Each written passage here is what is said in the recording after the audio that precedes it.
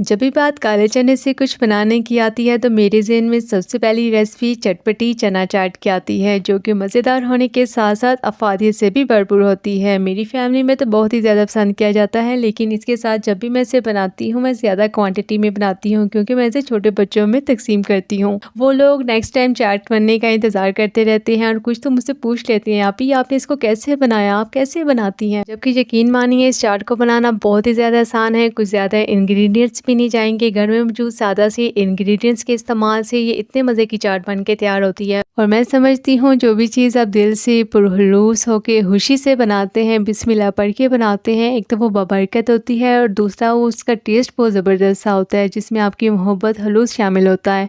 जी तो ज़ियर्स कॉर्नर में आप सबका वेलकम करती हूँ। उम्मीद करती हूँ कि सब खैरियत से होंगे। अल्लाह पाक आप सबके इल्म और रिज़्क़ में वसी इज़ाफ़ा फरमाएँ और आप सबको सुकून क़ल्ब अता फरमाएँ। आपके सब्र का बहुत शुक्रिया। जी तो रेसिपी की तरफ बढ़ते हैं, बिस्मिल्लाह पढ़ते हैं। 2 किलो चनों की चाट बनाने के लिए यहाँ पे मैंने 200 ग्राम फ्रेश इमली ले ली है, जिसे मैं हाथ की मदद से इस तरह से अलग अलग कर लूँगी। ऐसा करने से इमली के भीगने में आसानी होगी, और अगर आपको इससे भी ज़्यादा जल्दी चाहिए तो आप ऐसा कर सकते हैं, इसमें गर्म पानी का इस्तेमाल कर सकते हैं। गर्म पानी डाल के आप इसको डाम के 5 मिनट के लिए रखेंगे तो इमली बिल्कुल नरम हो जाएगी, फिर इजीली आप इसका पल्प जो है ना वो अलग कर सकते हैं। और अगर आप बात करते हैं हम बाकी इंग्रेडिएंट्स की, तो उसमें जाएगा प्याज, टमाटर और सब्ज़ मिर्चें। प्याज यहाँ पे मैंने 500 ग्राम लिया है, टमाटर भी मैंने 500 ग्राम लिया है और सब्ज़ मिर्चें आप अपने टेस्ट के मुताबिक सेट कर लीजिएगा। प्याज का छिलका उतारने के बाद प्याज को इस तरह से ब्रीक ब्रीक चॉप कर लेंगे। और एक बात का आपने हाथ से याद रखना है कि प्याज ज़्यादा कड़वी वाली यूज़ नहीं करनी। इन केस अगर आपको कड़वा प्याज ही मिलता है तो आप उसको चॉप करने के बाद नमक लगा लीजिएगा, और नमक लगाने के बाद थोड़ी देर रख के उसको धो लीजिएगा। ऐसा करने से इसकी जो कड़वाहट है वो कम हो जाएगी।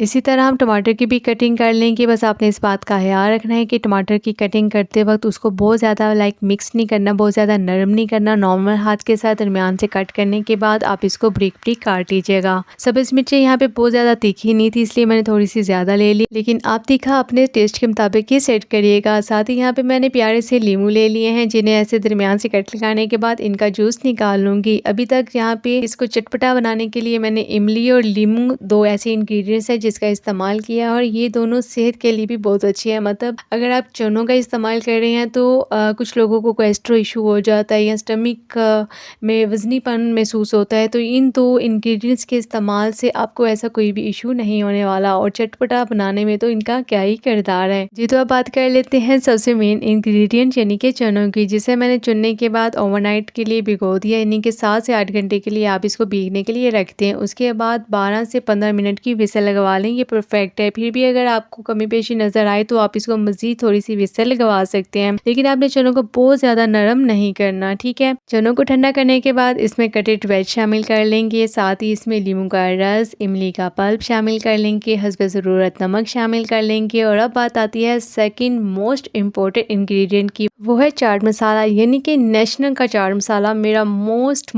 फेवरेट चाट मसाला है। इसके अलावा मैं किसी भी किस्म के यहाँ पे स्पाइसेस का, किसी और मसाले का, किसी और इंग्रेडिएंट का बिल्कुल भी इस्तेमाल नहीं करने वाले। यहाँ पे मैंने सिंपली नेशनल का चाट मसाला शामिल किया है। और अगर आपने अभी तक नेशनल के चाट मसाले को ट्राई नहीं किया तो एक दफ़ा ट्राई करके ज़रूर देखिएगा। सारी चीज़ों को डालने के बाद अच्छे से चाट को मिक्स कर लेंगे। मिक्स करने के बाद मैंने चाट में बर्फ़ डाल के उसको थोड़ी देर के लिए रखा, और उसके बाद ग्लासेस में या जो भी आपके पास बर्तन अवेलेबल है आप उसमें डाल के चाट को सर्व कर सकते हैं। मैं उम्मीद करती हूँ कि आपको ये रेसिपी बहुत पसंद आएगी। ट्राई करने के बाद फीडबैक देना ना भूलिएगा। वीडियो पसंद आने पे वीडियो को लाइक कर लीजिएगा। मिलते हैं नेक्स्ट ज़बरदस्त रेसिपी के साथ, तब तक के लिए दुआ में याद रखिएगा। अल्लाह हाफिज़।